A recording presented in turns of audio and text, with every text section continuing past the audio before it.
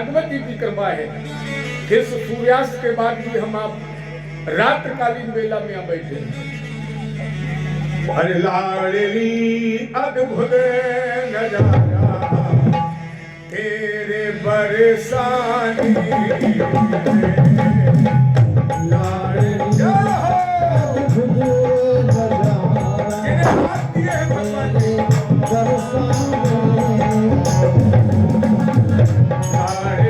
अद्भुत नजारा तेरे बरसाने में बोलो लाडली अद्भुत नजारा तेरे बरसाने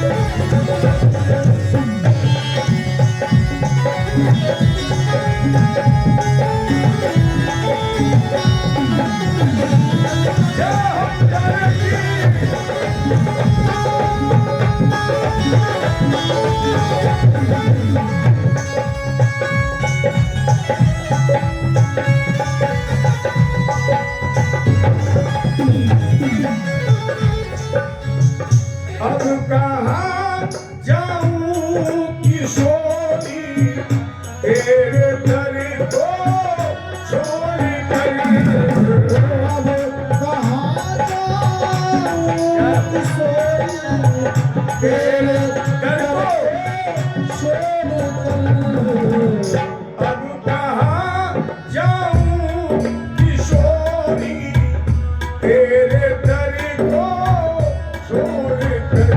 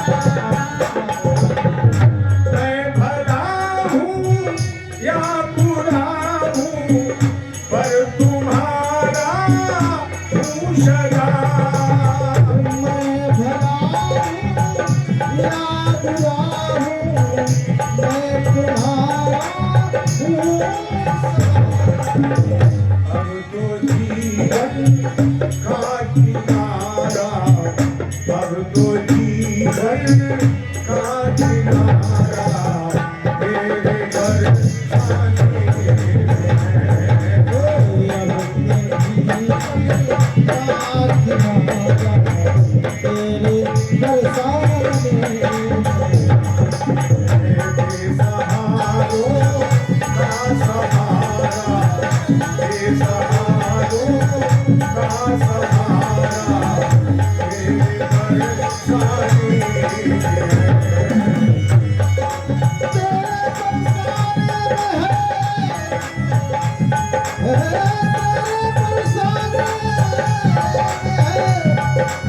तेरे बरसाने तेरे का सहारा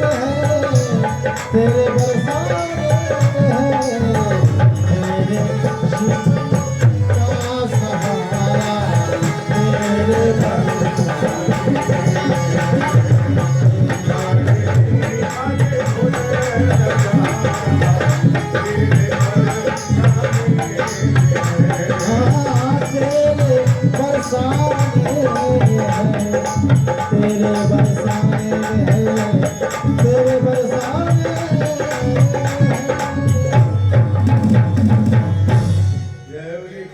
भगवान की जय। हम आप उस कथा को श्रवण करने के लिए बैठे हैं जिस ग्रंथ में 335 अध्याय है। तो कथा जितनी देर सुनना, बहुत मन लगा के सुनना।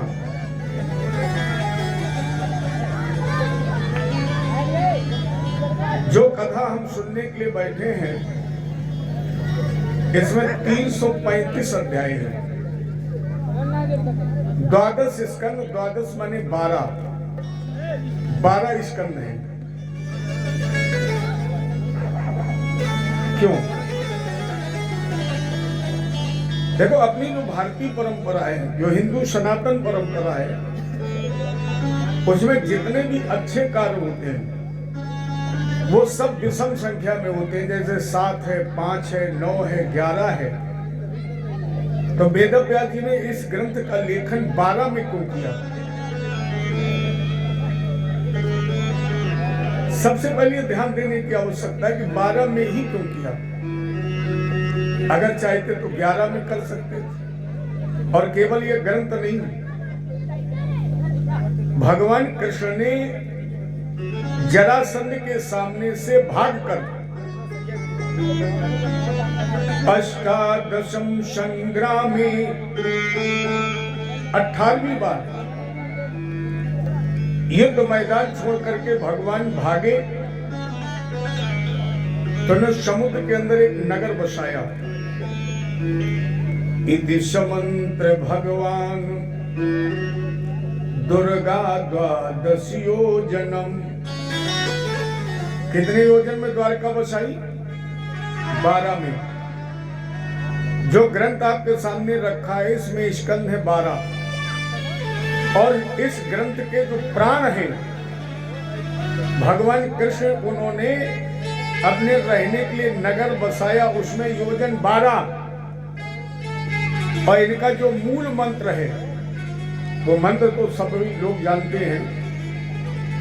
ओम नमो भगवते वासुदेवाय। गिनकर देखिए, इसमें अक्षर भी है 12।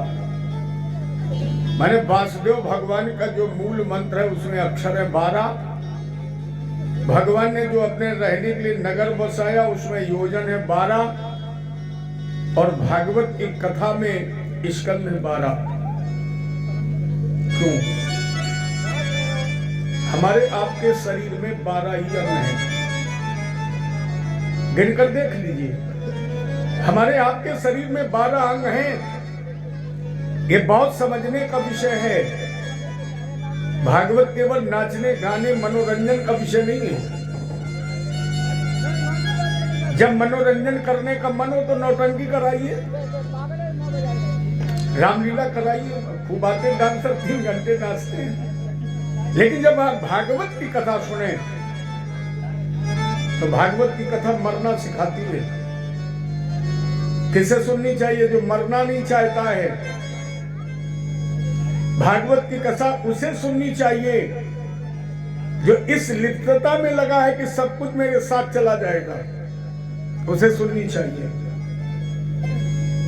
भक्ति भागवत मानवता सिखाती है। तो आदमी के रूप में जन्म लेना कोई बहुत बड़ी बात नहीं है, आदमी तो बहुत है, लेकिन आदमी के रूप में जन्म लेने के बाद आत्मीयता जगा लेना बड़ी बात है। मैंने आप लोगों से सुना, लोग कहते तुम आदमी हो, आदमी की तरह रहो। इसके मतलब आदमी के रूप में जन्म लेना अलग बात है और आदमी की तरह रहना अलग बात है। लोग कहते तुम बेटी हो, बेटी की तरह रहो, बहू हो, बहू की तरह रहो। इसके मतलब बहू बनकर आना अलग बात है और घर में आने के बाद बहू बनकर रहना अलग बात है। तो भागवत ग्रंथ आपको मरना सिखाती है, जिन्हें मरने से डर लगता हो। और हम तो कह सकते हैं 3 साल आप चाहे रामायण पढ़ें, चाहे भागवत पढ़ें, चाहे गीता पढ़ें, आपको केवल 3 ही बातें मिलेंगी। उसमें पहली बात मिलेगी आया है सू। बहुत चले गए, बहुत जाने के कगार पर बैठे, तैयारी है? कोई बचाए? कोई नहीं बचेगा।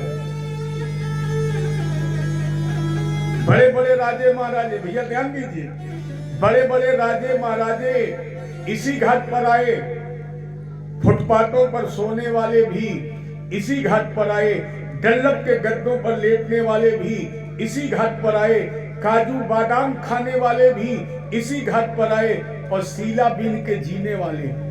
सीला जानते हो? अब तो नहीं, अब तो समय खत्म हो गया ना। पहले जब खेत में फसल कट जाती थी तो गरीब लोग सीला बीनते थे, तो उसको भी खाने वाले इसी घाट पर आए। प्यारे बताइए, राजा और एक भिखारी की चिता में कोई अंतर होता है? उतनी राख बनेगी, चाहे वो राजा की हो और चाहे रंट की हो। जिसे ये सीखना है उसे भागवत कथा सुननी चाहिए, क्योंकि पहला संदेश देती है आया है सू, जाएगा राजा रंग फकीर, और कोई हाथी चढ़ चला, कोई बांधा गया जंजीर। दूसरी बात क्या बताई जाएगी? मुट्ठी बांध करके प्रेमी आए हो जगत के बीच, मुट्ठी बांध करके आए हो जगत के बीच, रीते हो के एक दिन जब तुम जाओगे, ये यश के नगारे अपने द्वारे पर धराए जाओ। न लादे लिए आए हो, न लादे लिए, न कुछ लाए हो और न कुछ। अच्छा, तीसरी और एक बात बताई जाती है, भगवान शंकर कह रहे हैं देवी पार्वती जी से, सुना हूं उमा। सुनो देवी, क्या बोले? उमा कहूं मैं अनुभव अपना, सत्य हरि भजने जगत सब सपना।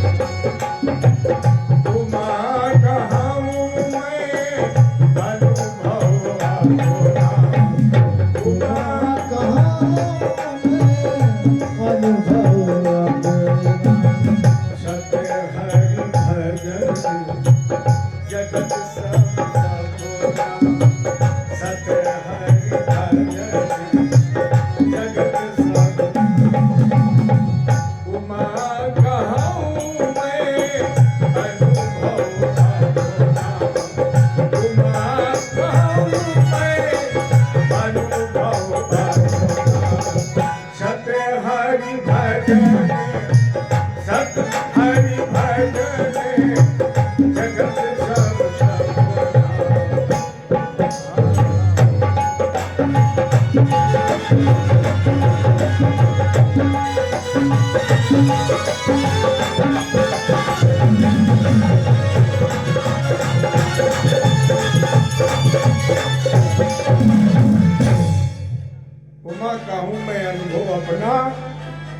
सत हरि भजन जगत सब सपना। अच्छा, ये तीन जो सत्य हमने आपको बताए हैं, कोई ऐसा व्यक्ति यहां बैठा हो जिसे ये तीनों मिले ना हो? सबको मिले हैं और अलग अलग नहीं मिले, इकट्ठे मिले। कब? जब हमारे परिवार में, हमारे रिश्तेदारी में, हमारे मोहल्ले में किसी की सदगति हुई, माने मृत्यु हुई, तो मृत्यु रूपी सत्य हमारे सामने था। और जब हम उसकी अर्थी लेकर चले तो पीछे मुड़ के देखता है, करोड़ों रुपए जमा कर ले, लेकिन फिर भी जाने वाला 25 पैसे का हिसाब नहीं लेता है, वैसे ही छोड़ देता है। तो दूसरा सत्य आपके सामने होता है, खाली हाथ चलता है। और वहीं तीसरा सत्य भी मिलता है, भले ध्यान ना दो, आज ध्यान कर लो। वहीं तीसरा सत्य भी मिलता है। कब? जब अर्थी चलती है तो पीछे चलने वाले लोग क्या कहते हैं? राम नाम सत्य है। अच्छा, अब एक बात बताइए, आप बोल रहे हो राम नाम सत्य है, अब आपका बेटा आकर के तुरंत पूछ दे, पिताजी बाकी सब क्या है? आज आप कह रहे हो राम नाम सत्य है, तो ये भी तो बताइए कि बाकी क्या है। तो ये एक लाइन ही सिद्ध कर रही है कि संसार में सत्य केवल राम का नाम है और बाकी सब असत्य है। प्यारे, याद रखना, यहाँ किसी का बल बोलता है, यहाँ किसी का धन घमंड बोलता है, किसी का अभिमान बोलता है, किसी का माया मोह बोलता है, किसी का परिवार बोलता है, लेकिन प्यारे वहां याद रखना केवल तेरा कर्म बोलता है। जब वहां जाओगे ना, न बल बोलेगा, न परिवार बोलेगा, न तन मन धन बोलेगा, वहां केवल प्यारे तेरा कर्म बोलेगा। इसलिए मानो बन गए वो करनी संभारियो, ये दोबारा नहीं मिलेगा। 84 लाख योनियों, 83,99,999 योनियों में भटकने के बाद तुझे ये तन मिला है। अरे मानो बन गए हो करनी संभारियो, हीरा जन्म ना बिगारियो। मानो बन गए हो करनी संभारियो, हीरा जन्म। इसलिए मानवता सिखाती भागवत। अब 12 स्कंद क्यों है? आप अपने शरीर में गिन के देखिए। 5 कर्मेंद्री, 5 ज्ञानेंद्री, कितनी हो गई? 10। 1 मन, 1 बुद्धि, इतने तो शरीर बना है। 5 कर्मेंद्री, 5 ज्ञानेंद्री, 1 मन, 1 बुद्धि। और अगर इन 12 को अलग अलग कर दिया जाए तो शरीर में कुछ बचेगा? शून्य, नथिंग, कुछ नहीं। मेरे कहने का मतलब यह है कि जो भागवत के 12 स्कंद नहीं, आपका शरीर ही है। भागवत की आपका शरीर ही है। द्वारका के जो 12 योजन है, ये भी आपका शरीर ही है। और भगवान का जो वासुदेव भगवान का मूल मंत्र है 12 अक्षर, ये भी आपका शरीर ही है। इसलिए अपने आप को पहचानिए, बात जगत में मत भटकिए, अपने आप को पहचानिए। अर्थात भागवत के 12 स्कंद तुम्हें अपने को पहचानने की शक्ति देती है। और जिसने अपने आप को पहचान लिया, जिसने अपने आप को जान लिया कि मैं क्या हूं, क्यों हूं, क्यों आया हूं, क्या करना है, क्या करके मुझे जहां जाना है, बस समझो हो गया भजन। अपने आप को अगर जान लिया तो भागवत अपने आप को जन्माती है कि आप अपने को जानिए। इसलिए 12 स्कंद है। अब इसमें 335 अध्याय है। जरा 335 अध्याय को जोड़ के देखिए कितना बनेगा। 3 3 6 और 5 11। 11 में 2 अंक तो होते हैं, 1 और 1। अच्छा, एक को अगर एक में मिला दिया जाए कितना बनेगा? कोई बताएगा? एक को अगर एक में मिलाया जाए, नहीं देखो ये कथा सुनता है राम किस, इनको मालूम है राम से नहीं, मैं उठा दी एक अंगुली, एक ही बनेगा। अच्छा बताइए, आपको आलू दिए जाए, गोभी दी जाए, मिर्च दिए जाए, टमाटर दिए जाए और सब कुछ जब बना के तैयार करोगे तो क्या बनेगा? एक ही तो बनेगी सब्जी। कितनी भी चीजें उसमें पड़े लेकिन एक ही बनेगी। उसी तरह यहाँ एक को एक में मिलाना है। एक है हम और एक है हमारे गोविंद। गोविंद है जीवात्मा, गोविंद है परमात्मा और हम है उसकी आत्मा। आत्मा को परमात्मा में मिलाना ही भागवत जी की कथा का मतलब है। एक में एक मिलना है। इसलिए 335 अध्याय इसमें भागवत जी का प्रथम श्लोक। अगर आपको याद हो, बहुत बार हमने आपको कथा सुनाई है। मेरी समझ में आज के 5 साल पहले और जब से मैंने आना शुरू किया तब से अगर मनौना में कथा होती थी तो 1-2 कथाओं का तो हम नहीं कह सकते किसने कही, लेकिन 5 वर्ष के पहले लगभग 35 साल हो गए मुझे गांव में आते हुए। उस समय जब कोई कथा होती थी तो यही होता था कि मनौना में अगर कथा होगी तो ज्ञान प्रकाश पंडित जी की होगी। बहुत हमने कथाएं इस गांव में गाई है, बहुत कथाएं आप लोगों ने भगवान की सुनी भी है। और मुझे तो ऐसा लगता है कि इस गांव में कथा 4थी पीढ़ी तक को सुना रहे, 5वीं पीढ़ी भी हो सकती है। 4-5 पीढ़ी से हम कथा, कुछ गांव मेरे पास ऐसे हैं जिनमें हम 5-5 पीढ़ियों को परीक्षित बना चुके हैं। अगर वो श्लोक याद है जो भागवत का मूल है तो गाइए, और ना गा पाए तो कम से कम कल्पना ही करिए, मन में सोचिए। सच्चिदानंद रूपाय विश्वोत्पत्त्यादि हेतवे तापत्रे विनाशाय श्री कृष्णाय वयं नमः। सच्चिदानंद रूपाय, सच्चिदानंद ही हमारे गोविंद का प्रथम नाम है। ये राम, कृष्ण, नरसिंह, परशुराम, वामन, ये भगवान के जितने भी नाम है ये सब बाद के नाम है। भगवान का जो सर्वप्रथम पहला नाम है वो सच्चिदानंद ही है। सत चित आनंद। अब सत के 2 रूप हैं। सत माने निचोड़ भी है। नहीं लोग कहते फलानी वस्तु का सत ले लो, माने जो संपूर्ण ब्रह्मांड का सत है वो भी सत्य है। और या दूसरा सत्य, विद्वानों ने लिखा सत्येन धार्यते पृथ्वी, सत्येन तपते रवि, सत्येन वात वायुष्य, सर्वे सत्यम प्रतिष्ठितम। सत्य से ही सूर्य प्रकाश दे रहा है, सत्य से ही हवा चल रही है, सत्य से ही पृथ्वी टिकी है। या जहां तक हमारी आपकी दृष्टि पहुंच रही, जो भी दृष्टिगोचर हो रहा है वो सब सत्य की दूरी पर ही टिका है। अरे जब भगवान कृष्ण का अवतार हुआ है तो किसी ने नहीं कहा कि राम जी आइए या कन्हैया जी तुम आइए, फिर क्या कहा? बोले सत्यव्रतम सत्य परम त्रिसत्यम।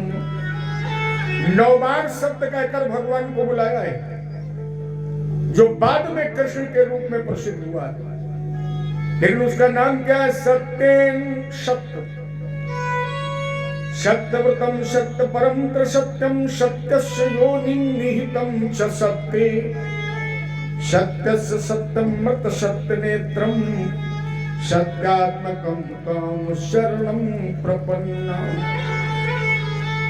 पहला नाम सत्य, धर्म न दूसर, सत्य समाना, आगम निगम पुराण बखाना।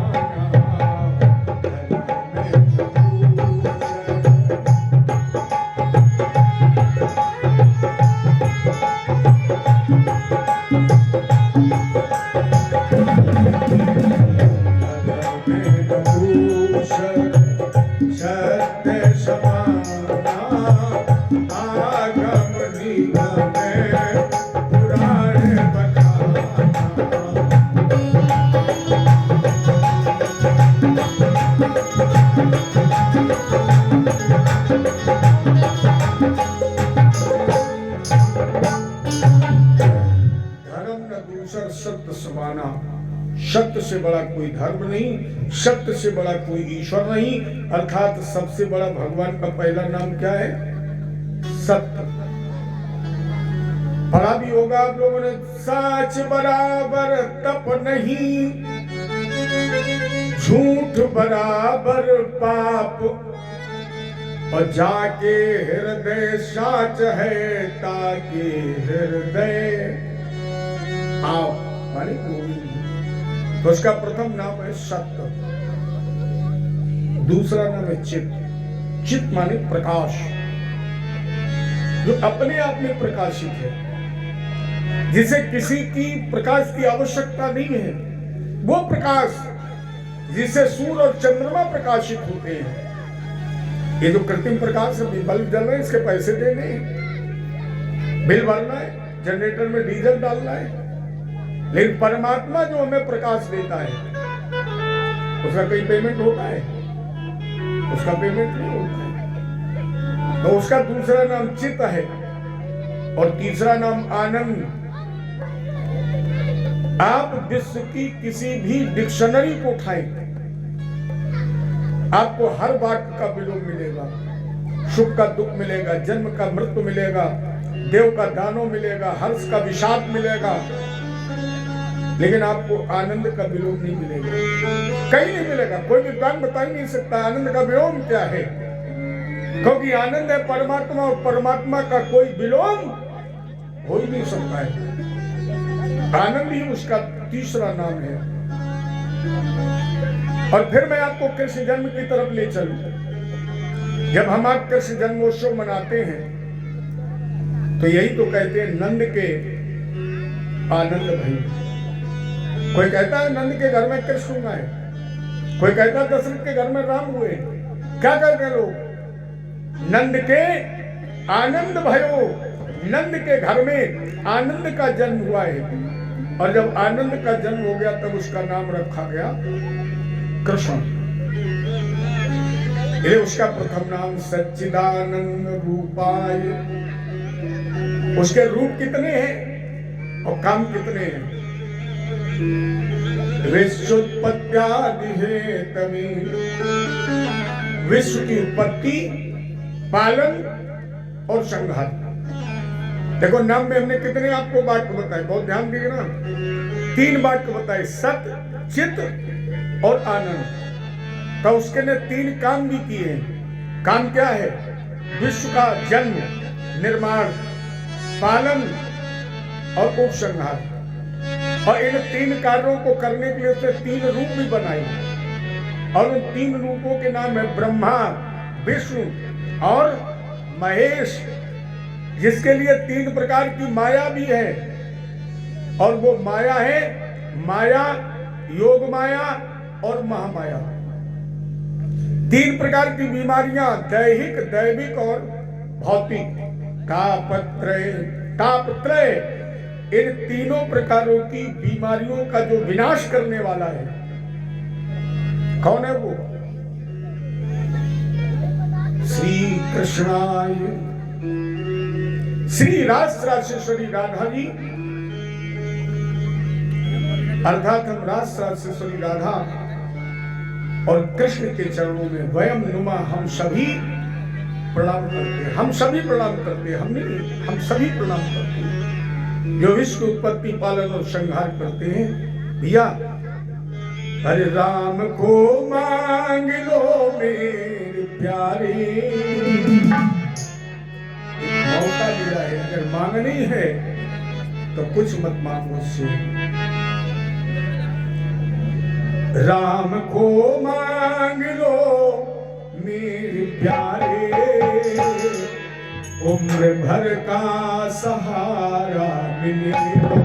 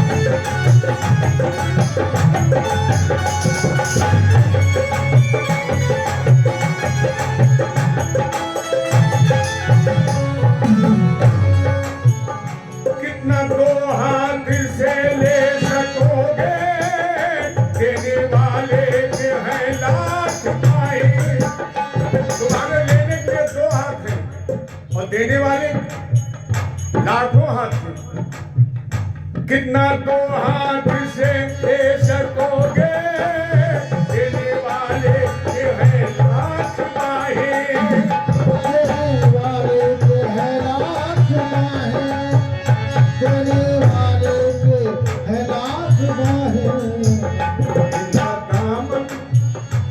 इनका दामन पकड़ करके देखो,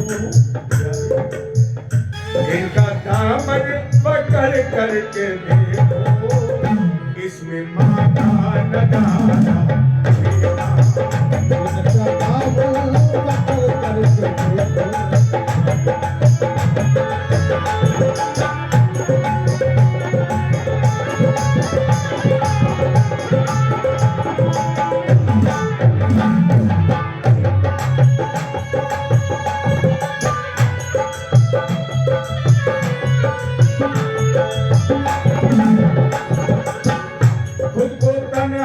समझता है क्यों तू, जले जले में है वो समाया, जले जले में है वो समाया, जले जले में वो है समाया। खुद को तन्हा समझता है क्यों तू,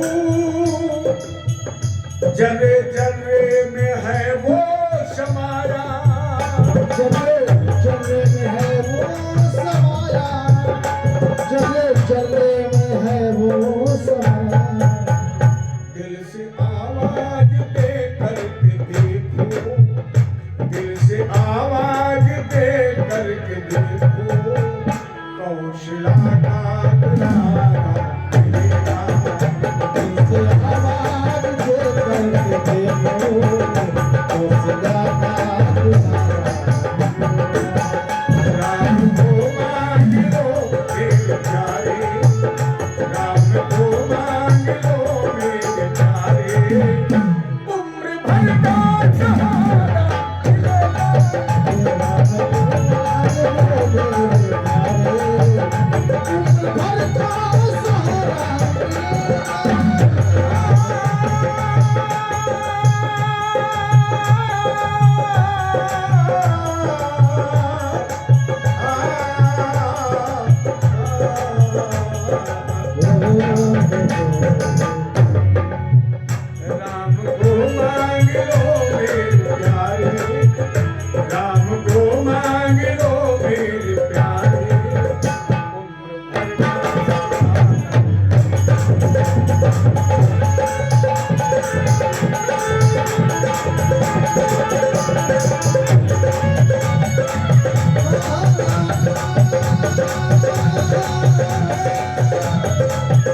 राम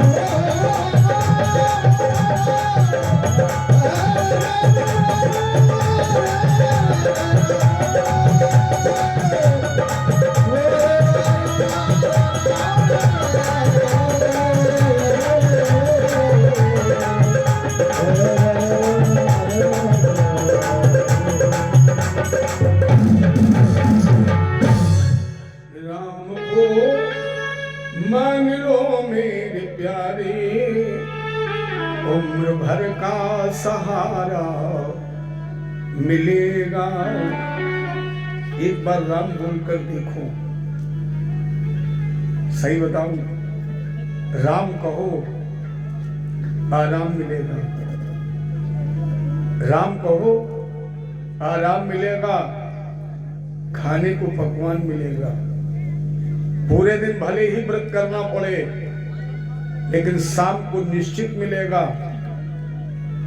और साधारण नहीं, अगर चाहोगे तो दूध, दही, बर्फी, काजू और बादाम मिलेगा।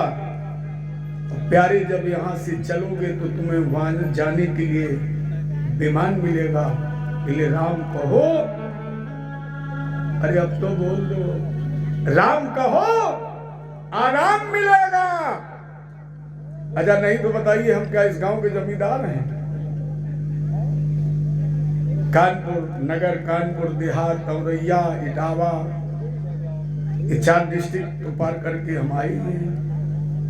अच्छा बताइए, मेरा यहाँ सारा कौन है? यहाँ तो मेरा अपना कोई नहीं है, लेकिन मेरे पास वो राम के नाम की ताकत है, वो राम के नाम की बहुमूल्य मणि है, जिस मणि के सारे हम यहाँ बैठे, इतने ऊंचे पर बैठे, केवल उसकी ताकत है। नहीं तो 2 हाथ हमारे भी है, 2 आपके भी है। आपने धन भी दिया है, आपने तन भी दिया, मन भी दिया, हम लोगों के लिए व्यवस्था भी दी। अच्छे से अच्छे दोगे, ताकत किसकी है? राम के नाम की ही तो है। इसलिए फिर एक बार कहूंगा, राम कहो आराम मिलेगा, प्यारे खाने को पकवान मिलेगा। भले ही दे पायनो बिरह कातर आजुहाम, पुत्रेत तन्मे थयाम तरहूभिने दुस्तम, सर्वभूत हृदयम मनमान तूष्णी। परमहंस अवधूत अजान बाबू संस्कार शून्य। देखो, अजान बाबू हम उसे कहते हैं जिसके चलते समय ये हाथ की जो बीच वाली उंगली है, मध्यमा, सबसे बड़ी जो उंगली होती है, जब हम चले तो ये उंगली पैर के घुटवा के नीचे तक पहुंचती है। इतनी लंबी हाथ, इतनी लंबी बाहें होती हैं कि चलते वक्त उस महापुरुष की मध्यमा उंगली पैर के घुटवा के नीचे तक पहुंचती है। उसे अजान बाहु कहते हैं। और जो अजान बाहु होता है, जिसकी इतनी लंबी बाहें होती हैं, उसके अंदर कहीं ना कहीं कोई ना कोई विशिष्ट कला होती है, कहीं ना कहीं विशिष्ट वो प्रतिभा का धनी होता है। तो ऐसे प्रतिभा के धनी जिन्होंने अपने पिता को अपने में तन में कर लिया है, जन्मत ही जग दुख निरख नरा लपेटे अंग, अभाग चले सुखदेव जी लगे पिताजी संग। जन्मते ही जिन्होंने नारा अपने कमर में लपेट लिया है, क्योंकि ये तो पूर्व से ही आत्म तत्व को जान चुके हैं। कहीं ऐसा कहीं प्रमाण मिलता है कि ये सुखदेव जी पूर्व जन्म में भी एक तोता ही थे, गोलोक धाम में। और ये राधा के गुण गाया करते थे, राधा का नाम गाया करते थे। राधा जी के दाहिने हाथ पर बैठते थे और दाहिने हाथ बैठ करके राधा जी के ही नाम का गुणानुवाद करते थे। राधा जी ने कहा, बेटा अगर कल्याण चाहते हो तो मेरा नहीं, मेरी तो तुम गोद में हो ही, मेरे तो पुत्रवत हो ही, अब तुम कृष्ण के नाम का गान करो। जाओ भारत की पवित्र भूमि पर और कृष्ण के नाम का गान करो। तो इन्होंने राधा जी को गुरु मान लिया। इसीलिए राधा जी का नाम श्रीमद् भागवत में कहीं आया ही नहीं, क्योंकि अपने बड़े बेटे का नाम नहीं लेना चाहिए, पति का नाम नहीं लेना चाहिए, अपने गुरु का भी नाम नहीं लेना चाहिए। दूसरी बात, सुखदेव जी की विशेषता थी कि जब ये गुरु का नाम ले भी लेते थे अगर धोखे से भी, तो ये 6 महीने के लिए समाधिस्थ हो जाते थे। और राजा परीक्षित के पास समय कितना था? 7 दिन का। इसलिए इन्होंने कहीं भी राधा जी के नाम का उल्लेख भागवत जी में नहीं किया है। गुरु मान लिया। और राधा जी के निर्देशानुसार कैलाश पर्वत पर एक बट वृक्ष में तोता था, उसके गर्भ में प्रवेश कर गए। इनका प्रवेश करना हुआ, उधर भगवत कृपा से नारद जी मैया पार्वती जी के पास पहुंचे। देखो, नारद जी का कुछ ना कुछ काम था इधर उधर करना। तो नारद जी ने सोचा हमने भगवान विष्णु और मैया लक्ष्मी का झगड़ा करा दिया, ब्रह्मा और ब्रह्माणी का झगड़ा करा दिया, लेकिन भोले बाबा मैया पार्वती जी का झगड़ा नहीं हुआ। चलो आज यहां कराएंगे। तो शंकर जी तो समाधि में थे, पूजा भजन में लगे, माता जी गृह कार्य में थी। नारद जी जैसे पहुंचे, आवाज लगाई, मां अब मैया पार्वती जी नारद जी को गुरु मानती है, क्योंकि नारद जी ने ये कहा था कि अगर तुम शिवरूप में पति चाहती हो तो तुम्हें तपस्या करनी पड़ेगी। यद्यपि बर अनेक जगमाई, लेकिन यही के शिवतज दूसर नहीं। तो माता पार्वती जी गुरु मानती तो ये मां मानते थे। तो नारद जी ने कहा मां, और जैसे मैया पार्वती जी ने देखा हाँ गुरु जी आ गए हैं, आइए गुरुदेव पधारिए। आसन दिया, स्वागत सम्मान किया। नारद जी ने कहा माता जी सब कुशल मंगल? माता जी ने कहा हाँ। बोले कुछ ऐसा लगता है कि भोले बाबा सच्चा प्रेम आपसे नहीं करते। माता जी ने कहा नहीं गुरु जी, आपकी बड़ी कृपा है, आपके आशीर्वाद से ही तो मुझे भोलेनाथ मिले, बहुत मुझसे प्रेम करते हैं। नारद जी ने कहा अच्छा, अगर प्रेम करते हैं तो तुम ये बताइए कि भोले बाबा ने तुम्हें कभी ये बताया कि बहुत अच्छे नर्तक हैं, बहुत अच्छा नाच लेते, कभी बताया? माता जी ने कहा ये नहीं बताया, बस नारद जी ने कहा यही जान लेना। और इतना कह के नारद जी चले गए। इनका निकलना हुआ, शंकर जी का देखना हुआ, जान गए बाबा कुछ लगा गए। राम नाम शिव सुमरन लागे, राम नाम का उच्चारण किया। मैया पार्वती जी दौड़ करके आई और प्रणाम किया। भोले बाबा ने कहा ऐसा लग रहा है तुम्हारे गुरुजी आए थे। माता जी ने कहा कोई खास बात? बोले नहीं, लेकिन महाराज जी एक बात है। शंकर जी ने कहा बोलो।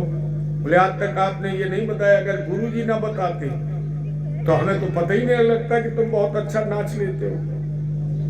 ये आज मेरी इच्छा है नाश्ता पानी बाद में, और पहले महाराज जी नाच के दिखाओ। देखो माताएं, कुछ कहना तो नहीं चाहिए, ये बलाएं ऐसी भगवान ने बनाई है, किसकी मान लो तो समस्या, और ना मानो तो भी समस्या।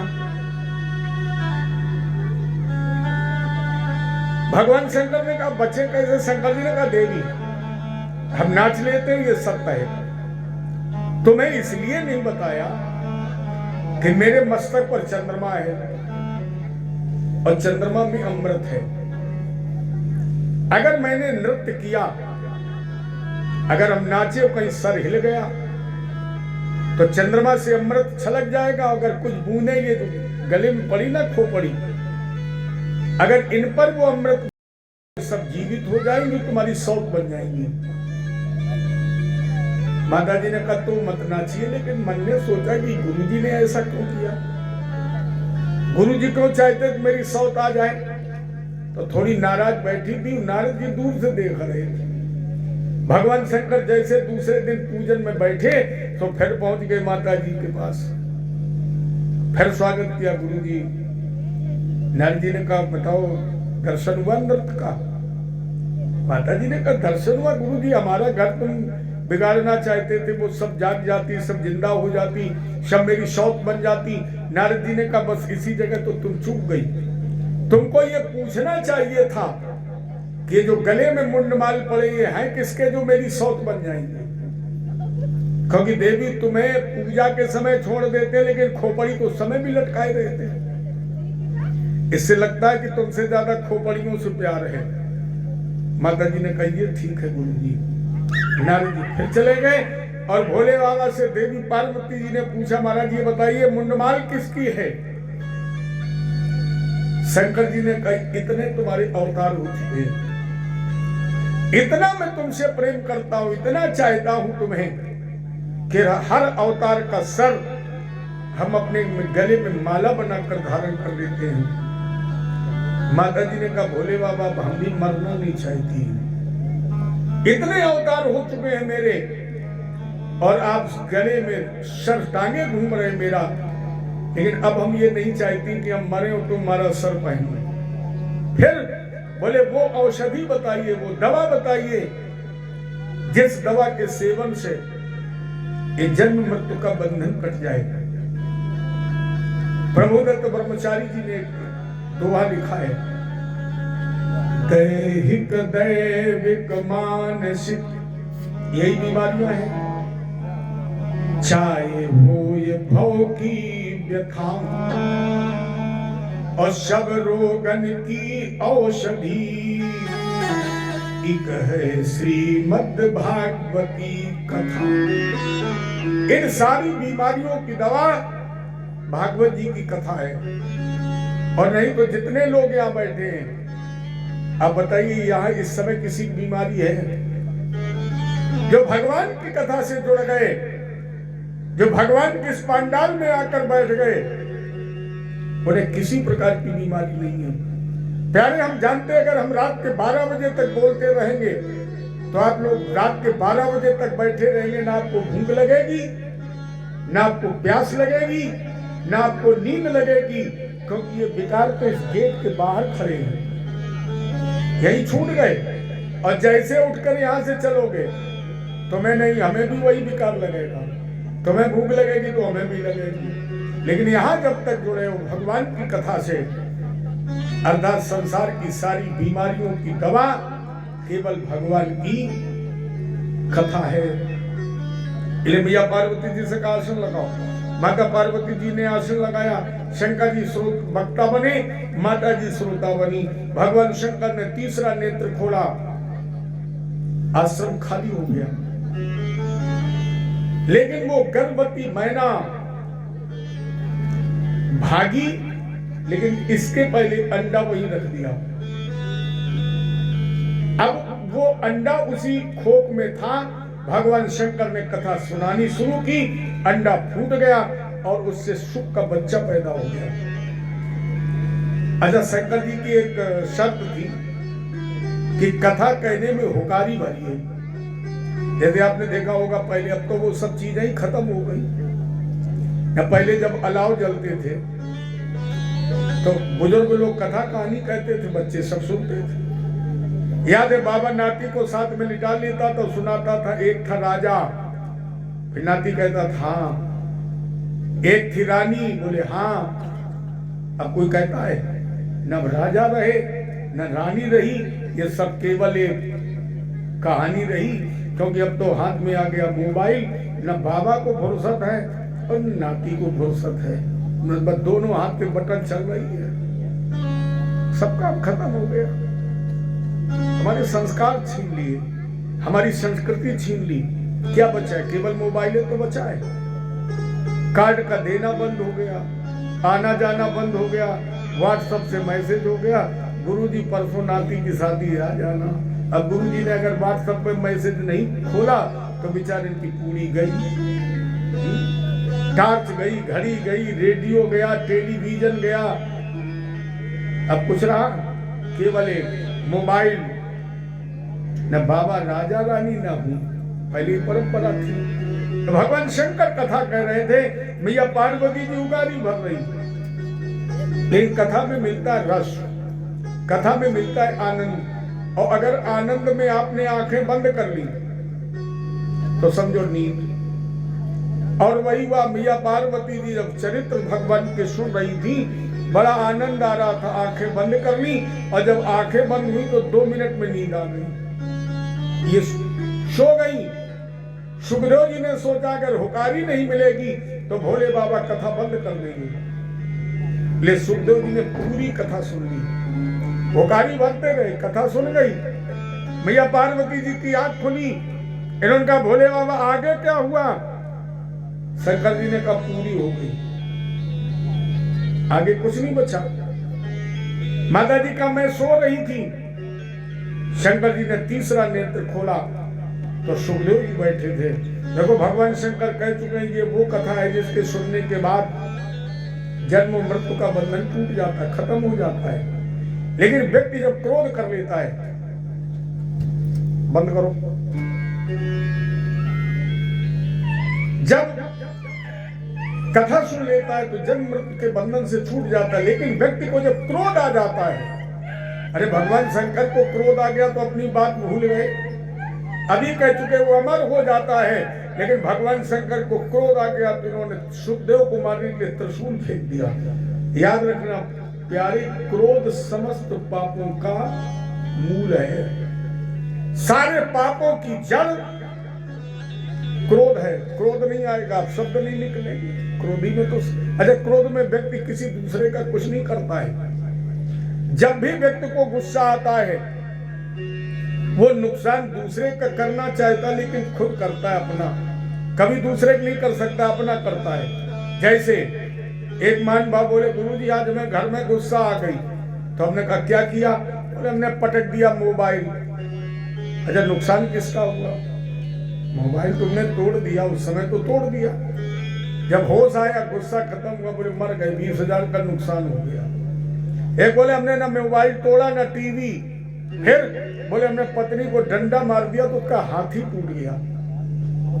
अच्छा बताओ, तुम्हारा नुकसान हुआ कि पत्नी का? पत्नी का तो चढ़ गया प्लास्टर, अब करो 3 महीना सेवा, किसका नुकसान हुआ? बोले हमने उसको मार दिया जान से, उसका नुकसान नहीं हुआ क्योंकि तो मरना था, आज नहीं तो कल मरेगा, कल नहीं परसों उसको तो मरना था, मरने वाला मर गया, लेकिन तुम्हें फांसी हो रही है, तो नुकसान किसका हुआ? गुस्सा में व्यक्ति कभी दूसरे का नुकसान नहीं करता है, अपना ही नुकसान करता है। तो भगवान शंकर ने भी अपने ही नुकसान कर लिया। जो कह चुके थे कथा सुनने वाला अजन्मा हो जाता है, उसे मारने के लिए त्रिशूल फेंक दिया। सुखदेव जी भागे, उस समय वेद व्यास जी की पत्नी अरणी ये छत पर केस सुखा रही थी, इन्हें जमवाई आ गई और उसी मुख के द्वारा सुखदेव जी गर्भ में प्रवेश कर गए। 12 वर्ष तक गर्भ में रहे। ये संस्कार शून्य क्यों है? संस्कार की उसे आवश्यकता होती है जो 9 महीने में जन्म लेता है। और जिस बच्चे ने 12 वर्ष तक माँ की कोख को ही मंदिर बना लिया हो, जिसने 12 वर्ष तक भजन ही माँ के गर्भ में किया हो, उसे किसी संस्कार की क्या जरूरत है? 12 वर्ष बाद इनके पिता वेद व्यास जी ने कहा बेटा जन्म लो, तुम्हारी माँ को बहुत कष्ट हो रहा है। एक माँ 9 मास तक गर्भ धारण करती है तो जीवन और मृत्यु से संघर्ष होता है, और 12 वर्ष तक बच्चा माँ के गर्भ में रहे। बेटा इसलिए जन्म लो, तुम्हारी माँ को बहुत पीड़ा हो रही है। सुखदेव जी ने कहा जन्म तो लूं, लेकिन मुझे डर है कि कहीं मुझ पर माया मोह का असर न हो जाए। वेद व्यास जी ने कहा तुम माया मोह से रहित हो जाओगे। वैसे सुखदेव जी का जन्म हो गया, लेकिन इन्होंने सोचा माया महाठगनी कहीं लिपट ना जाए, इसलिए क्या किया? जन्मत ही जग दुख निरख नरा लपेटे अंग, और भाग चले सुखदेव जी लगे पिताजी संग। जैसे सुखदेव जी का जन्म हुआ, नारा कमर में लपेट लिया, भाग खड़ी गई। अब पुत्र तो विरक्त होकर भागा, अब पिता पुत्र मोह में चिल्ला रहे बेटा लौट आओ लौट आओ लौट आओ, लेकिन सुखदेव जी पीछे मुड़कर नहीं देख रहे, भाग रहे। एक विचित्र घटना घटी। कुछ महिलाएं तालाब में नग्न नहा रही थी। सुखदेव जी निकल गए, महिलाओं पर कोई असर नहीं हुआ। वेद व्यास जी जब निकले तो नग्न महिलाओं ने वस्त्र पहन लिए। वेद व्यास जी ने कहा देवी नाराज मत होना, लेकिन अभी अभी मेरा बेटा गया जिसकी उम्र 12 वर्ष 14 वर्ष थी, जो युवा किशोर है, उसे देख करके तुमने वस्त्र क्यों नहीं पहने? और मुझे तो बुढ़ापा आ गया है, मेरी हर इंद्री निष्क्रिय हो चुकी है, मुझे कम दिखाई पड़ रहा है, कम सुनाई पड़ रहा है, हाथ पैर चलते नहीं, तो तुमने हमें देख करके वस्त्र क्यों पहने? माताओं ने कहा गुरुजी अभी जो बच्चा आपका दौड़ता हुआ गया है, इसे तो ये पता ही नहीं स्त्री क्या है पुरुष क्या है। जिसे स्त्री पुरुष का भेद ही नहीं पता है, जो अभेद है उसके सामने वस्त्र पहनो तो ठीक है और ना पहनो तो भी ठीक है, लेकिन अभी तक आपके अंदर भेद बुद्धि है, आपके अंदर नर और नारी का ज्ञान है, इसलिए मैंने वस्त्र पहन लिए। वेद व्यास जी को फिर भी ज्ञान नहीं हुआ और आगे बढ़े तो वृक्ष हंसने लगे, पेड़। वेद व्यास जी ने कहा तुम क्यों हंस रहे हो? वृक्षों ने कहा आपकी ये दीन दशा देखकर। अरे महाराज मैं वृक्ष फल लगते हैं और जब मुझमें फल लग जाते हैं तो लोग क्या करते हैं? कोई पत्थर मारता है, कोई डंडा मारता है, कोई डेला मारता है, और बदले में हम क्या देते हैं? फल देते हैं। अरे वृक्ष पर हम अगर पत्थर मारे तो पत्थर थोड़ी देता है, पत्थर के बदले फल देता है। इसके मतलब संत का स्वभाव ये होना चाहिए कि उसके जो फल हो वो जगत कल्याण के लिए हो, परोपकार के लिए हो। तब वेद व्यास जी को ज्ञान हुआ, ये वापस चले गए और सुखदेव जी तपस्या करने के लिए चले गए। ऐसे परमहंस श्री सुखदेव जी महाराज के श्री चरणों में हमारा कोटसा नमन, प्रणाम और नमस्कार। इस वंदना के साथ अग्रिम कथा आप लोग कल सुनेंगे। आइए गाते हैं प्यारा सा भजन, इसके बाद आज की कथा का और वाणी का विश्राम। इस कामना के साथ सभी लोग कह करके चले, मोरी छोड़ो न भैया।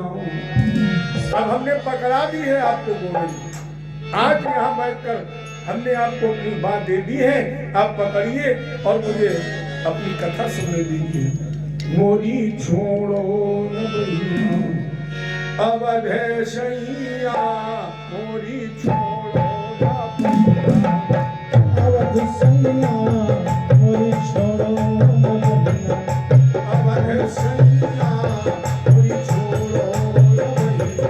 अवध सैया, मोरी छोड़ो न भैया।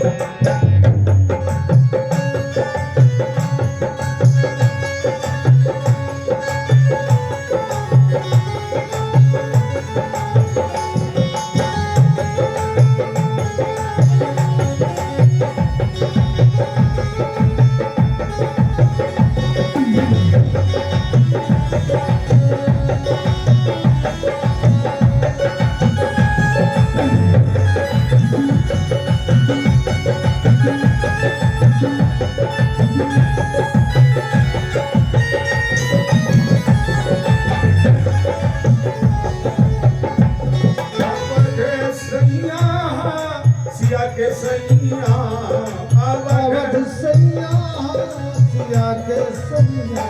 मोरी छोड़ो न भैया अवध सैया, मोरी छोड़ो न भैया। अवध सैया, मोरी छोड़ो सब जानत अवगुण मेरो, तुम सब जानत अवगुण मेरो, तुम सब जानत। आप भले ही न जानते हो, हम आपके अवगुण नहीं जानते, आप हमारे नहीं जानते, लेकिन उससे कुछ छुपा है। तुम सब जानत अवगुण मेरो, सब जानत अवगुण मेरो।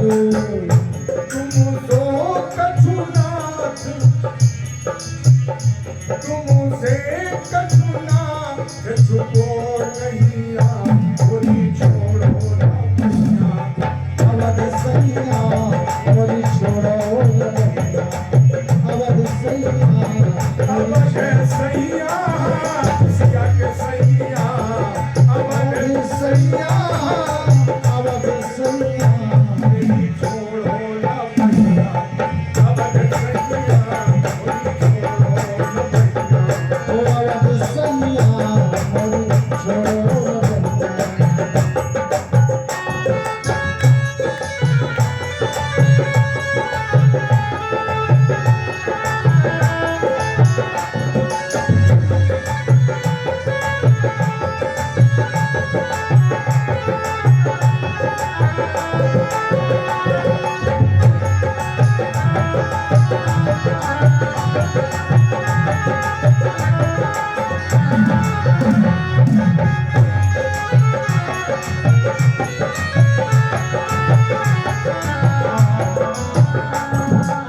भवसागर में बही जात हूँ सागर में बहु जात हूँ भवसागर में बही जात है भवसागर में बही जात है अब तो नाथ हाँ अब तो नाथ कहो भैया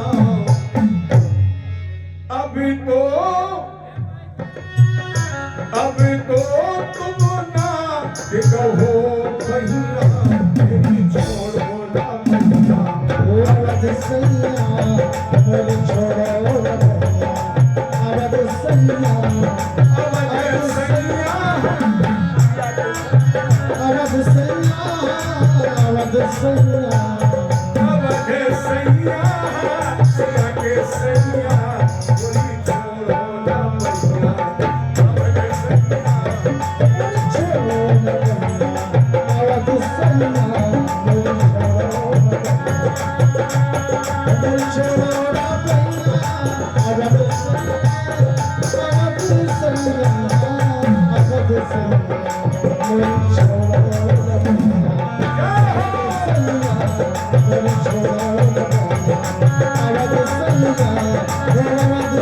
सैया अवध सैया अवध सैया अवध सैया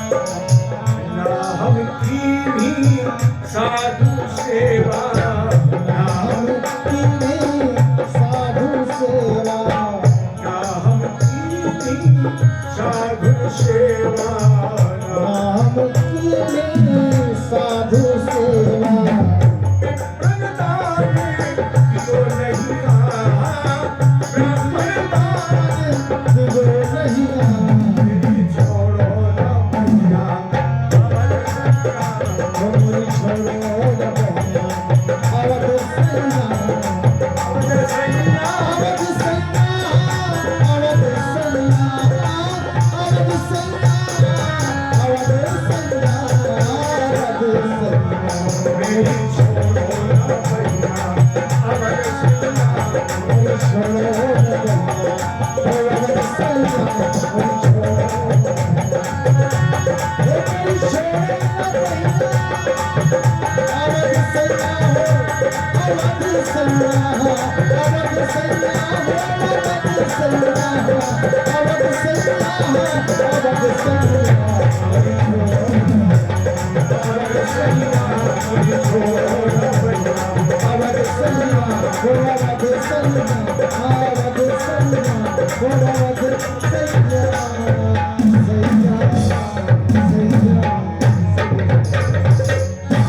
बोले राधा कृष्ण भगवान की सभी लोग प्रेम से मंगल कामना के साथ आरती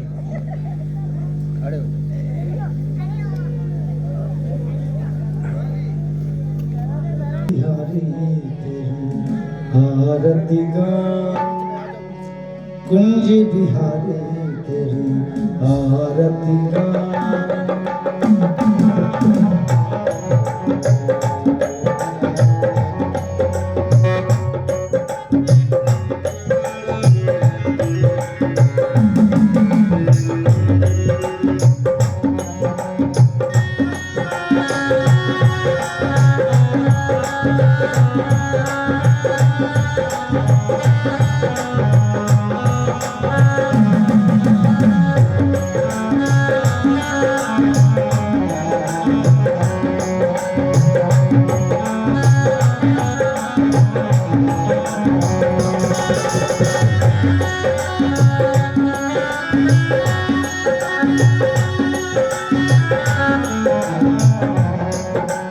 आरती गाऊं प्यारे तुमको निशाऊं आरती गाऊं प्यारे तुमको निशाऊं